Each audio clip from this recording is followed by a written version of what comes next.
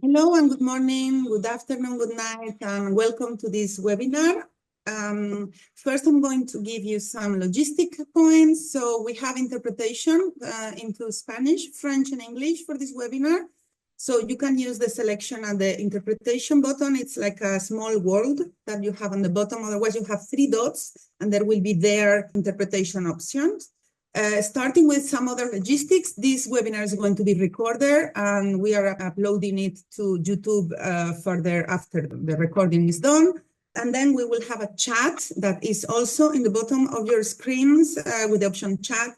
You can introduce yourselves, make comments, share some materials, some websites that you want with us, and use the chat also to ask questions to the speakers today. Our moderator will take the questions directly from the chat and raise it to the speakers.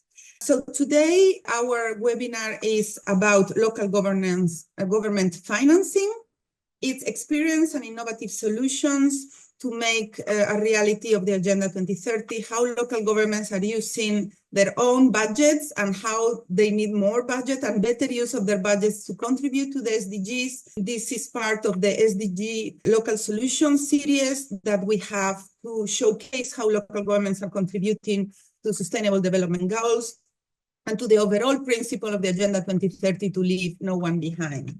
We are very happy to co-organize this webinar with our colleagues from FNDB, from the Global Fund for the Development of Cities, and internally also in UNDP with the Local Action Unit. The objective, as I was mentioning, is really find practical solutions and inspire other cities in innovative ways or sometimes traditional ways that are still valid to finance service, programs, and actions, local actions that can contribute to Agenda 2030. Without further ado, I want to introduce Audrey Rommel, who's going to be our wonderful moderator today. Thanks, Audrey, for doing this. She's the Senior Program Manager at FMDB, the Global Fund for Cities Development.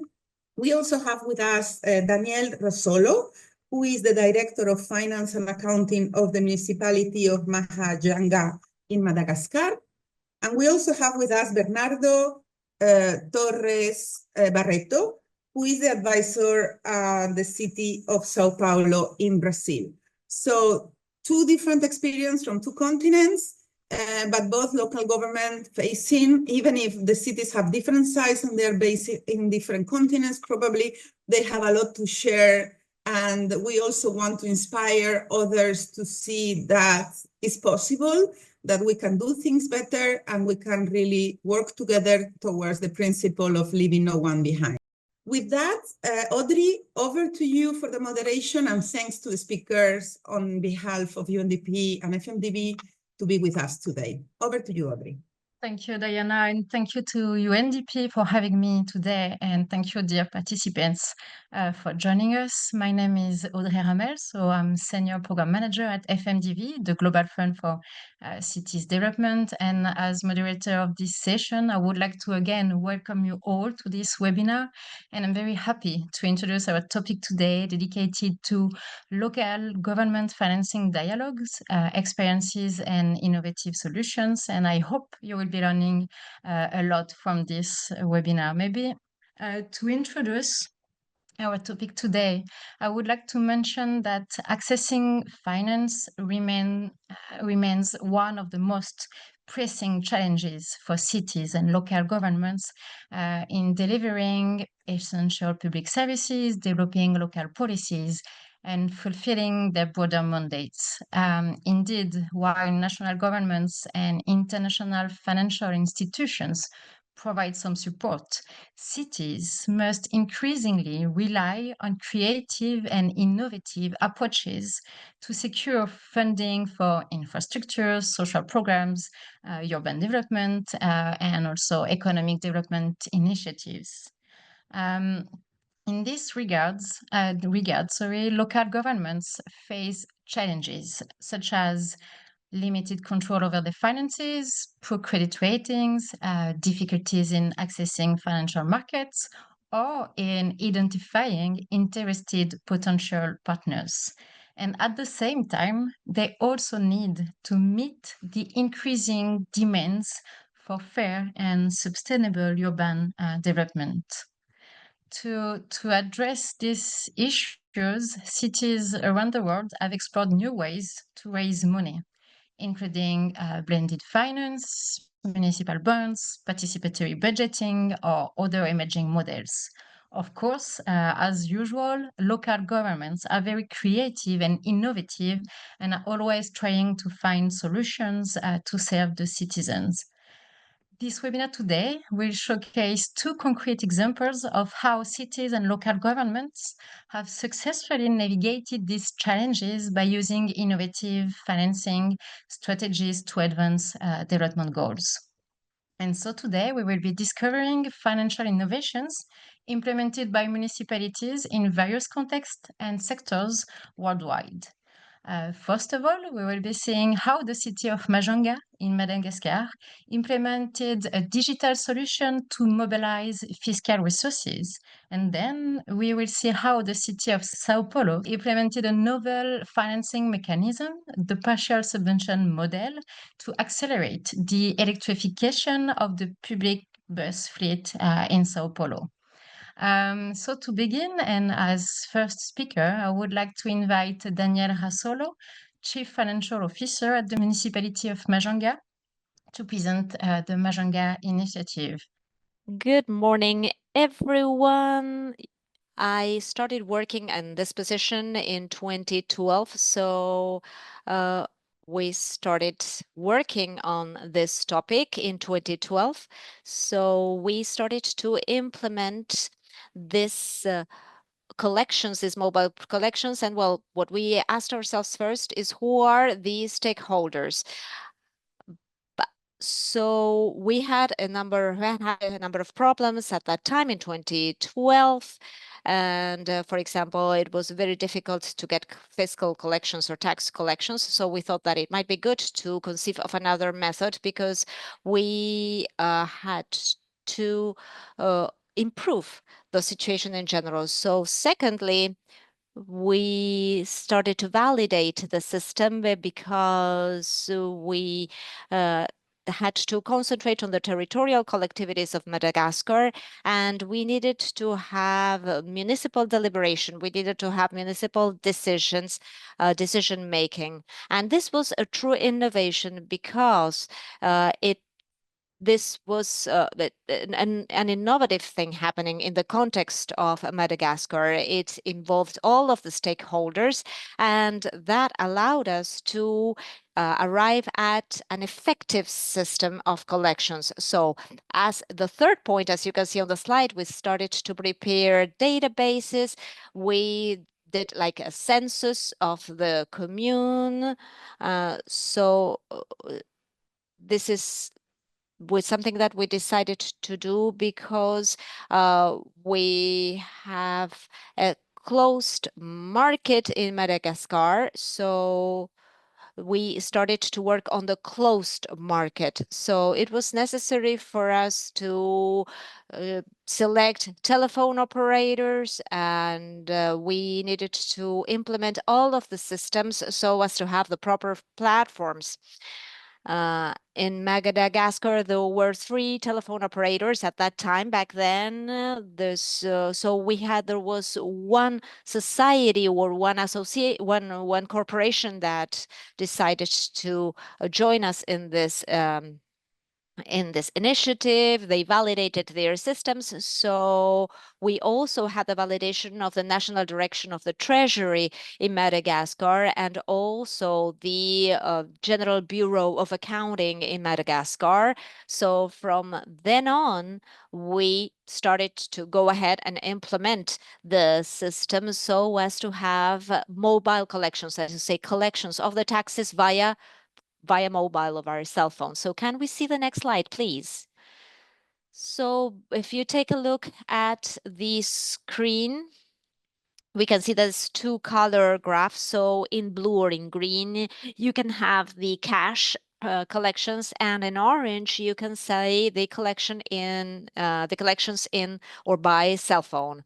So So you can see this is the annual collections that are equivalent to the years 2016, and you can see the evolution of for 2017, 2018. In 2019, that you can see that there is a greater influence of collections via cell phone, and we started to improve the system regularly, and everything was regularized little by little, baby steps, so as to get to the situation where we are at currently.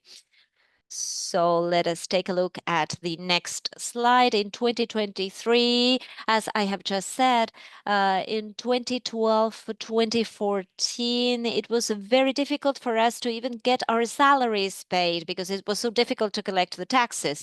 So in 2023, thanks to this system of collections via cell phone, we were able to gather, to make collections equivalent to over 800,000 euros, or these are 4 billion arrieries.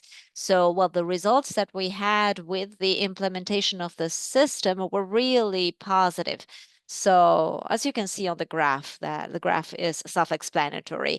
So, well, this is the virtuous circle, a virtuous cycle of this process. Well, the training of players, whether it is at the level of our communes or at the associations of traders or trade owners, also, well, the collections via mobile banking, our objective was to increase the collections, the tax collections. And when we implemented the system, the result was that we were actually able to increase the collections. And well, this means that, of course, we had to make an investment. And even if we didn't have any investments or any financing by the central government, so we were able to get the trust of the taxpayers as a result of the implementation of the system, which was a very positive consequence of this system. So we were able to make investments, we were able to improve the roads, for example, thanks to these improved tax collections. We also improved different quarters in Mahajanga, and we also improved the living conditions of our employees thanks to this system. We were able to buy new IT hardware and other tools so that our work or our jobs would be improved in a way. So this was the result of the increase in collections thanks to this new mobile system that we were able to implement. So what were the factors that allowed for this to be replicated elsewhere? First of all, the commitment of the community, which was essential.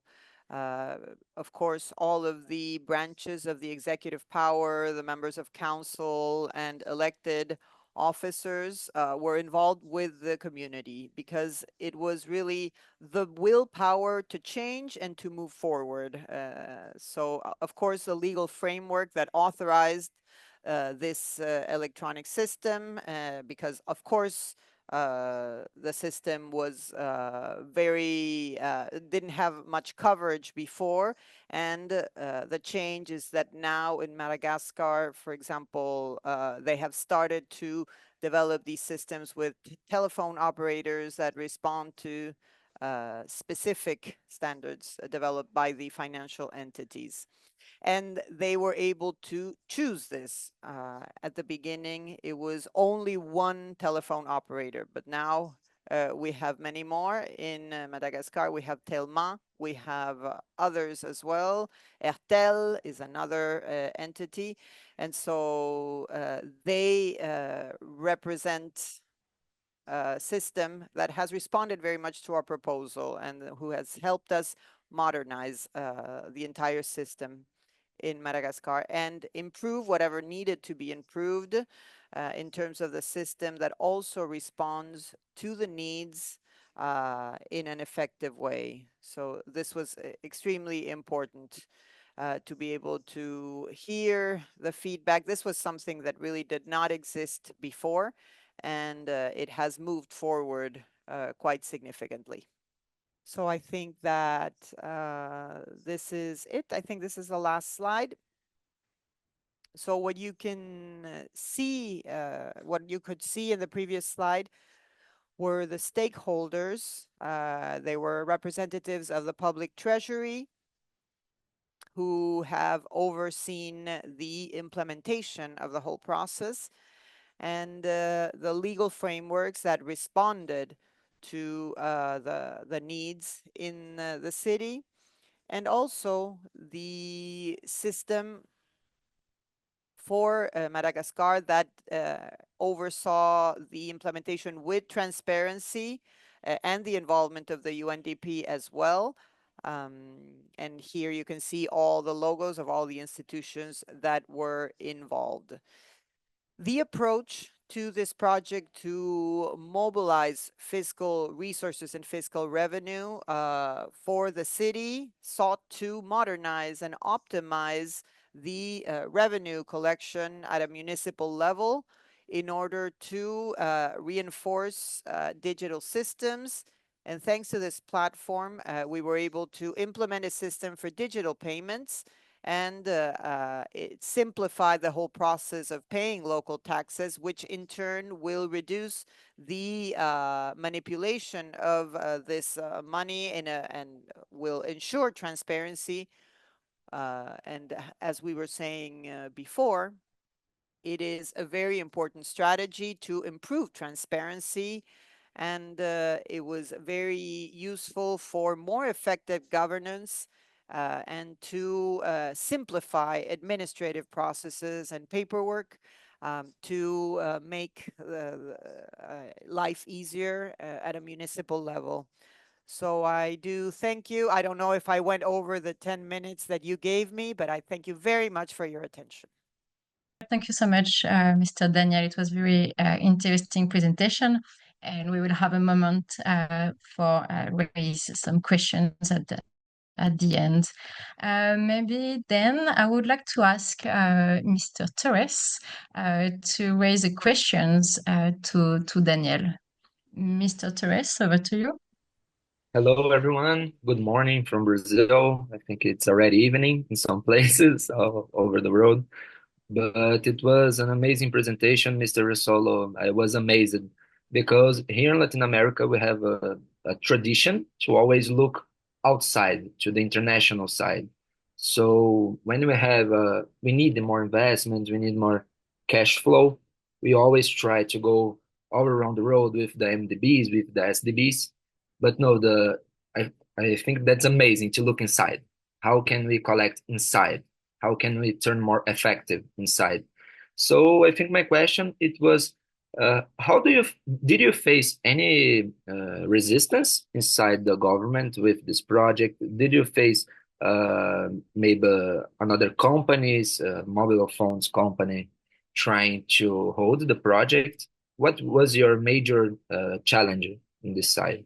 Well, the main challenge, as I was maybe saying before, is that this wasn't a traditional system. So this was a system to utilize the money, and in a way there was someone else who received the money, and this in turn went somewhere else for investment. So it was over the course of a week where maybe we didn't know if this was 100 francs at the beginning. We weren't sure if it wasn't really getting to us. That was the system before, that was the traditional system. There was a whole week where we had so many intermediaries, we didn't really know where the money was going. So what happened was that all of a sudden we had a new system that made this very quickly. Yes, if I paid 100 francs at 4, it was immediately transferred. And so the person in charge of accounts received the message, the person in the treasury received the same message. Everything was happening immediately. And this was the new system that we implemented, and it was so important to eliminate the system that we had before. We had now a simple process, an efficient process. So, of course, there, like I said before, there was the issue of coverage, of course, because we had to make sure that those 100 francs actually ended up being 100 francs. So we made sure that the whole system was working and that the resources were being used and that they were handled by the central bank. So this was a system where we had to face these different challenges. But when we changed the system, there was resistance, to answer your question, but we even had resistance of our own employees, because all of a sudden they had to adapt to a new system, and that was difficult because, at first there was resistance, and all of a sudden they were no longer in charge of touching money. They no longer touched the paper, and so that was also complicated at first, because at the time not everybody was at the same level, not everybody understood the system. Some people were used to handling a telephone and it. So there was a little bit of resistance to change the system, but fortunately we were able to overcome those challenges because we trained them, we explained the system to them, and they were able to understand the system and implement it correctly. Yes, perfect. Thank you so much for your answer, Daniel. And now we move on to Sao Paulo to hear Mr. Torres to present an innovative. Merci beaucoup, Monsieur Daniel. So we move on to Sao Paulo to hear Mr. Torres to present an innovative municipal finance mechanism that received the Financial Cities Award last year. Today, I'm going to talk about São Paulo and the SDGs, how we do partnerships to innovate on financing, looking for the sustainable future. As Audrey said before, this was the project that I'm showing today was awarded last year by the FMDB. But also I want to share a little about how we are trying to do institutional relations with some banks, with some financing partners all around the world to increase our investments. So it's a pleasure to be here. It's an honor actually to represent São Paulo in this very important webinar. It's a great opportunity for exchange, and I want to thanks to FMDB and also to UNDP. They are historic partners of the city of São Paulo. Who sincere thanks, especially to Carlos de Freitas and Gabriela Costa from FMDB. I would also like to take the opportunity to congratulate for the amazing presentation. I think it's amazing technology that you developed here in Madagascar. So today I represent the case of São Paulo. São Paulo is a countryside city that successfully developed an innovative financing model, in this particular case for electric buses, effectively linking public policy, climate goals, and the United Nations Sustainable Development Goals, the SDGs.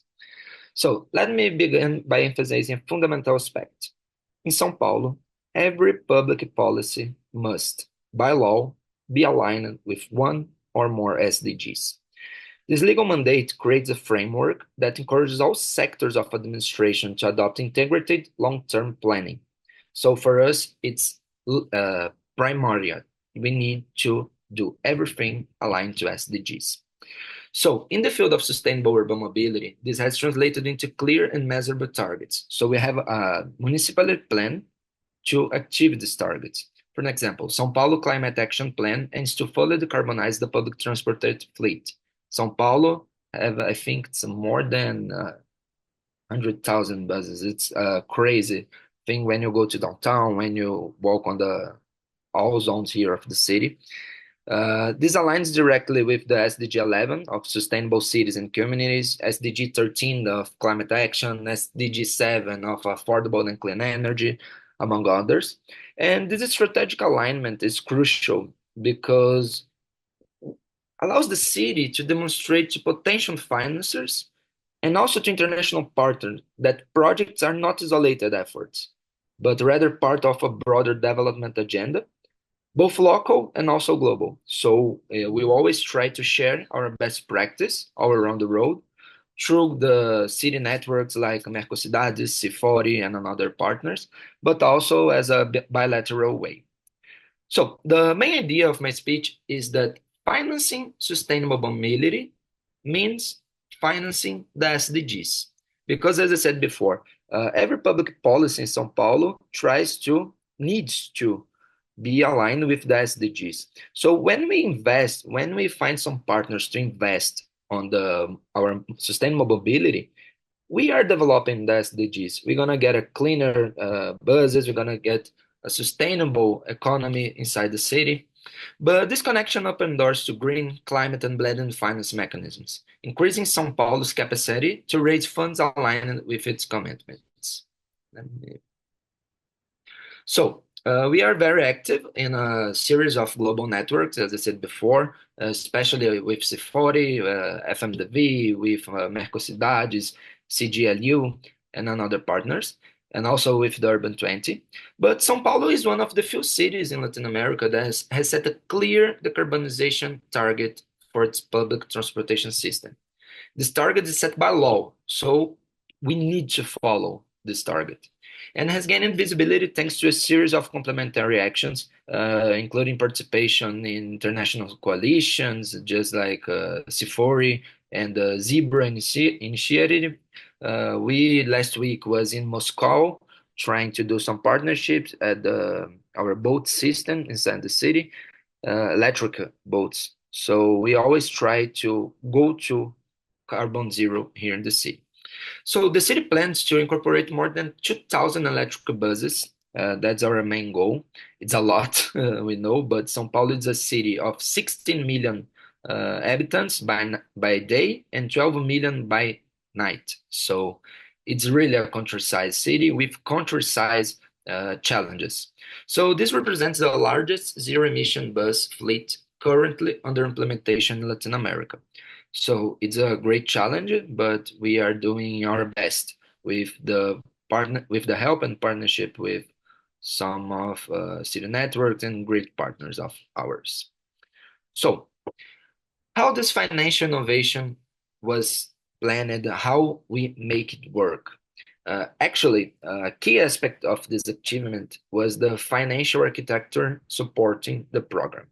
It was an amazing job by our Treasury department. They are the main player inside this project, with the help of São Paulo Transportation. It's a public company that organizes the transport part of the project, but also with the International Relations Department.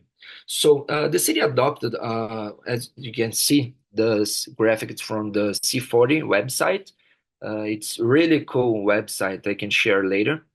But we tried to adopt a partial subsidy model to facilitate the access to financing by the private operators responsible for acquiring and operating the business.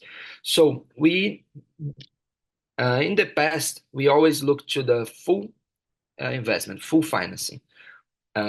This time we blended. So with the international banks, with the public cash, public investments, and also with the private sector. So on the public side, the Municipal Secretary of Finance, as I said before, played a central role and deserved special recognition for it. But on the other side, the São Paulo Public Transport Company operated all the technical part of this operation. So they told the Treasury Department the characteristic of the buses, what the buses can do, cannot do. So all this technical part, it was with them. And while the Secretariat for International Affairs, where I work for, also participated, primarily managing relations with international banks and partners. So it was, we try a lot to get closer to the MDBs, with the private banks, with the private sector in the city, but also outside. But it's important to highlight that the International Affairs team has strategically worked to position São Paulo closer to financiers by engaging high-level events, such as the FIX Summit since 2023 in Cartagena. Also, last year in the FIX G20 joint event. This year at the FIX Summit, we also being present, I think, a few years ago in another event. And we hosted with FMDV the meeting of the subnational banks of Latin America in 2023 with Carlos de Freitas, Gabriela, and also the FMDB team. But last year, Brazil presided the G20 group, and São Paulo engaged and also co-chaired the Urban 20. This year, Brazil has the presence of BRICS group, with São Paulo is already engaged in raising questions about international financing, because we need to get closer. We need to understand why the banks sometimes get a little bit ratios to invest in Brazil, why they didn't came here. So we do our best to get closer with these banks, with these players, and it's been a really extensive job. We have this project for 2 years now, and we held conversations with more than 50 banks at the same time. But the project of the electric buses, this infographic, it's really amazing, and thanks to C40 for the image. It shows how the operation, the little part of the operation really did happen, but with the public operation, with the public coordination of the investment, with the public investments by the side of the city hall, also the investments of the private sector with the MDBs doing part of it. But on the private side, the banks were responsible for structuring and granting credit lines to the operators. This model was carefully designed to be replicable, resilient, and aligned with the ESG and also SDGs standards. So our main goal is to every city in the road can replicate this blended finance operation inside the cities. We know that have some legal questions inside some countries, such as Brazil, for an example. Every international financing project here in Brazil, you need to get the approval of the federal government, with the Brazilian Congress, with the credit rates. So for just a little example, if São Paulo wants to go international funding, needs to go by the same bureaucracy as a small city, as a 1,000 people city. So it's a little bit difficult. Sometimes it's really exhaustive work on the bureaucratic aspect, but it really is pay off. So in this amazing project, we allowed for greater transparency and predictability in financial flows. So everybody can fiscalize, can check where the money is coming and where the money is going. In addition, the city received major technical support from several organizations like C40, ICCT, FMDV, the Zebra Initiative, which played a crucial role in the risk analysis, the impact of measurement, the development of financial instruments, and etc. And this synergy among public actors, private financiers, and technical partners was essential for the project's viability. So, some key takeaways from São Paulo case. Political will plus SDG-based legal framework is a successful model, because SDGs are the standard for everything in the road. So the 2030 agenda, it's our north, it's our path. So we always follow the agenda 2030, the SDGs. Here in São Paulo, we have the biggest project on SDGs at the city level. It's called the Virada SDGs, the turnover for the SDGs. It's a really amazing event. We have actually a partnership with the UNPD and another UN agencies in that. But we also need political will. So as we take the 2030 agenda as a law here in the city, that's our political will. So we can do all these kind of projects with international recognition, just like FMDV awarded us last year. But also we need to public-private technical synergy. It's essential for us, because in the public we have some difficult bureaucracy difficult, and the private sometimes have more money than us, so they can help us to invest, but also to share our knowledge and another key factors that help us to go international, to go funding. And also, I think one of the main ideas is that global South cities can lead in sustainable transitions, but in a lot of other teams. So I was in South Africa in February to the FIX Summit, and I was following the meeting organized by FMDV with Latin American and African banks. And it was really amazing to see a lot of initiatives of the Global South cities. I think we can do a lot of projects together. We have a major space to collaborate. But the main idea of my presentation, and I think of all the projects that we held here in the city, is that financing mobility is financing the SDGs. As I said before, I think it's our main idea of my presentation. And I would like to share a picture of our office in the city hall. This is one of the electric buses. I work in the seventh floor of this building. I don't think you can see me, but it's a beautiful building, it's a historic building here in the city. And I would like to thank you all once again for the opportunity to share the São Paulo experience on this project. I'm pleased to leave my email and my LinkedIn below, and I remain full available for any collaboration that I, together with the city of São Paulo, can contribute to moving this agenda forward. Thank you. Thank you so much, Mr. Torres, for this very interesting experience and financial mechanism. Maybe I will now welcome Mr. Resolo. Daniel, if you have a follow-up question for Mr. Torres. Thank you for having given me the floor. Again, it's an excellent presentation. Thank you. I can see the size of the work that was undertaken in Sao Paulo.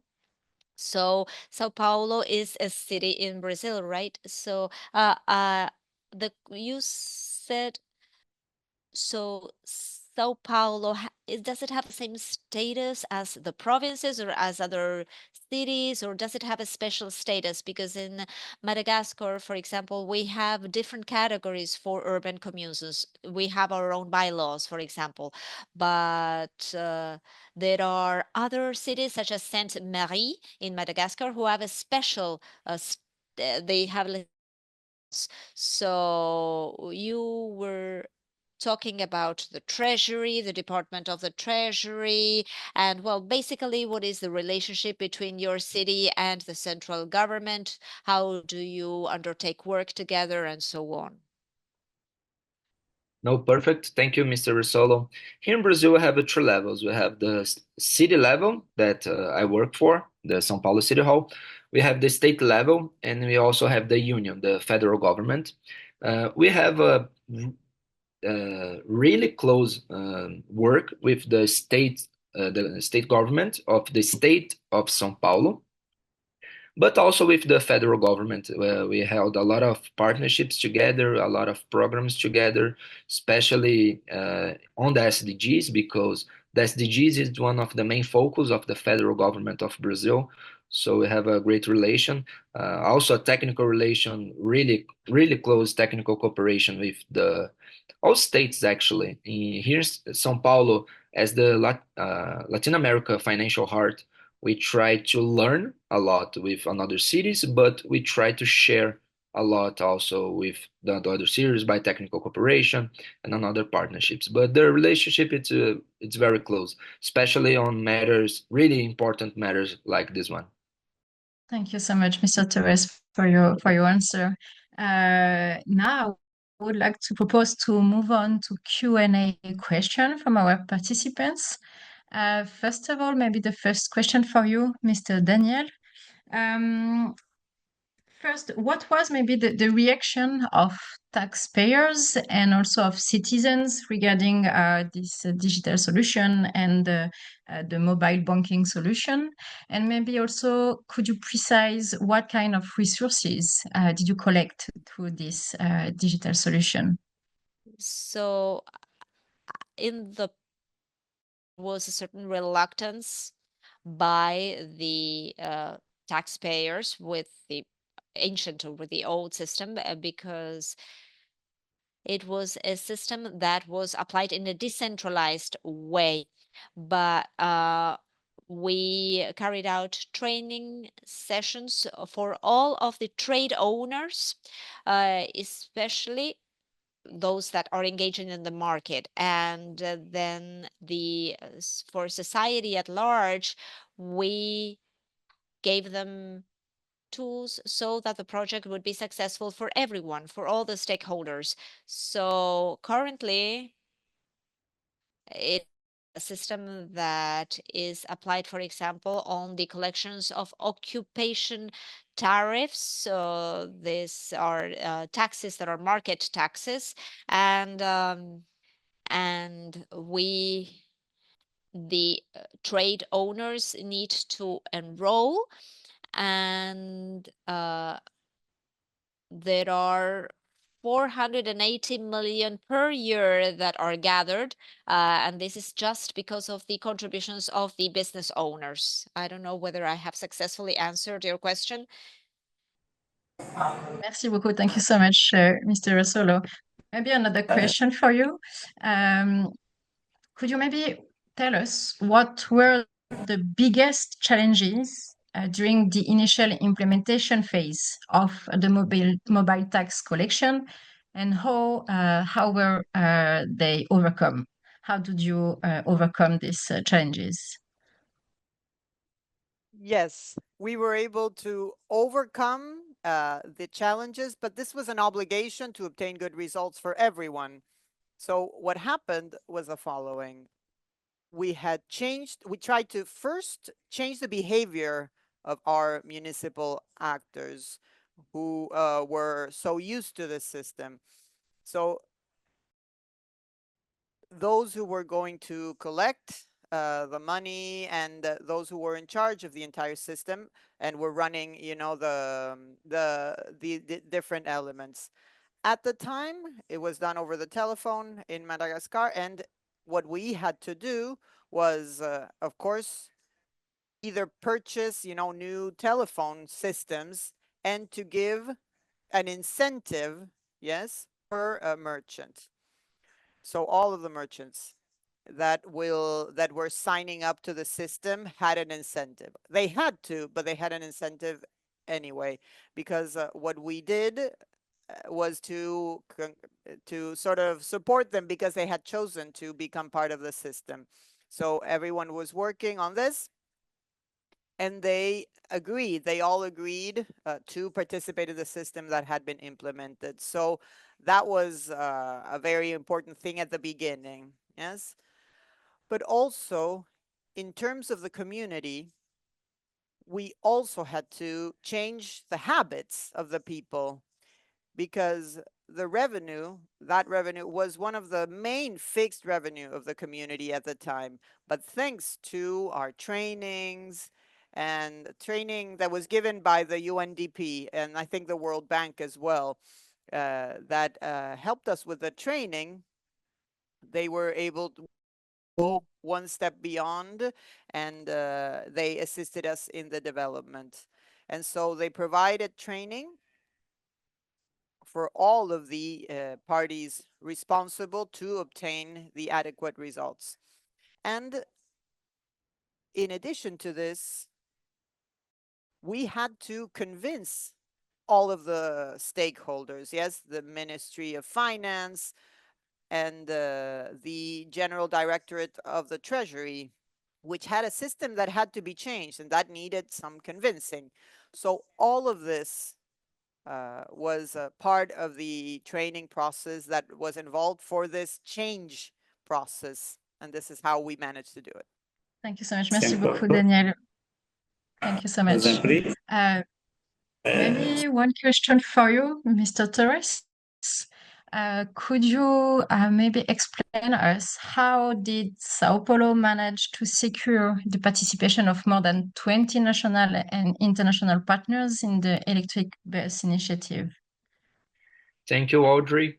I think it was our institutional relations program inside every department, actually, but also from the city hall itself. Because São Paulo, as the major city, economic talking and population talking in Brazil, it's a little bit easier to get partners because everyone wants to invest in São Paulo. And we have a great credit score. We have historic of a good payer, and we also have a lot of projects going on the same time. But inside the public sector, we faced some resistance. Uh, just like Mr. Rosolo said, inside our department, inside another department, we faced a little bit of resistance. But when you go to the project, when you call the first one to come to project, the second one, everybody wants to come in. So when we started this project with the inside level, city level actually, with the coordination between the secretaries, and when we go out to the private sector in the city, the banks, the MDBs, the SDBs watched us doing that. So they were afraid to didn't come also. But I think the main idea is the institutional relations program.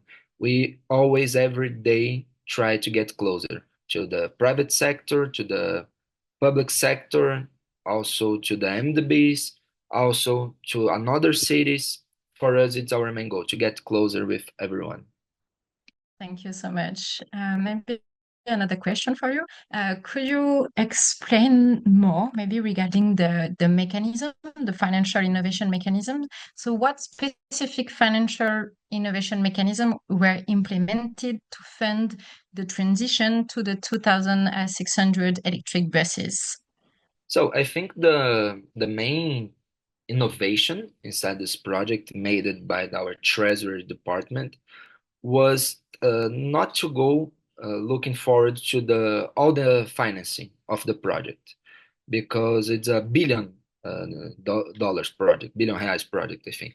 So if we go to a bank with even an MDB and ask for this kind of money, it's a big number. It's a little afraid. The banks get a little bit afraid. So we invest the money, the cash flow of the city hall on the project, also get the private sector investment, and then go to the MDBs. So instead of us asking 1 billion, we say no, we already have a 100 million. So I think it was the main innovation at the city level, because in Brazil, because of the laws, it's a little bit complicated to do that. But our legal team did an amazing job searching for the viability of the project. Yes, indeed, and congrats for this very innovative financial mechanism. Now, I would like to raise a question for both of you. Are there any lessons learned from Sao Paulo's experience and Majanga experience that could be valuable for other municipalities looking to replicate your both mechanism or tool? Maybe, I don't know, Daniel, if you want to, sorry, I see. If you want to start. Yes, as a matter of fact, and currently in Madagascar, as you can imagine, we are still starting, of course, compared to a city like Sao Paulo with 16 million people. Of course, it is at a smaller, but we are in the fourth city in Madagascar in terms of size. So in our experience for this year and the years to come, I think that the lesson that we learned is that this system should cover the rest of the cities, should be replicated in the rest of the cities, including the capital city. So it would be very important, and it was important for us at the time to go to another city called Tuliak that we had visited and that we learned from, and which is also implementing similar systems. At the same time, we also implemented this, and this was covered by the central ministry, where they will really receive like a law, and that they could implement for the entire collective. In this case, it was different processes and different system. So I think that it was us who we did not only stay in the small system, we tried to translate this to other fiscal systems, to other systems that needed this approach. And so that's basically what I can say. I think this is a way to learn lessons and replicate. Thank you. Thank you so much. And I think it's very interesting to see how your experience can can raise, an interest for other cities in Madagascar or all around the world, but also at the national level. So thank you so much, Mr. Terrace. Maybe I'll let you answer to this final question. Thank you, Audrey. I always joke that my favorite SDG is the 17, the Partnership for Goals. So I think the main thing that all cities can develop inside, it's the partnerships. This project specifically, it only happened because of the partnerships, the public, private, and also with the federal government project. So I think the SDG 17 is the main thing that all cities can share, can try to develop together, because without partnerships we can do nothing. As the one of the main phrases of the SDGs, local to go global. So I think the partnerships are the basic aspect of everything. Thank you so much, Mr. Torres, for this very interesting and inspiring also answer. Now I would like to conclude our session today, and I would like really to thank you both very much for sharing these innovative and inspiring financing solutions, whether through digital tools that led to social and environmental impact in Majanga, or through the example of the partial subvention model that had, among others, climate benefit and financial performance. I believe these two examples can serve as inspiration and can be replicated, as you said, in other regions or countries by adapting their financial mechanisms and governance structure to suit local context. Finally, I would like to thank you both for being today the voice of local governments and for highlighting the ability of local governments to implement financing solutions and financial service structuring models to ensure sustainable urban development, and also to share with us how local governments' initiatives can raise the interest of other cities in the country or also at the national level. I would like also to thank you, all participants, for being with us today, and looking forward to seeing you in other local action webinars. Thank you, Mr. Torres. Thank you, Mr. Resolo, and thank you all participants. Thank you.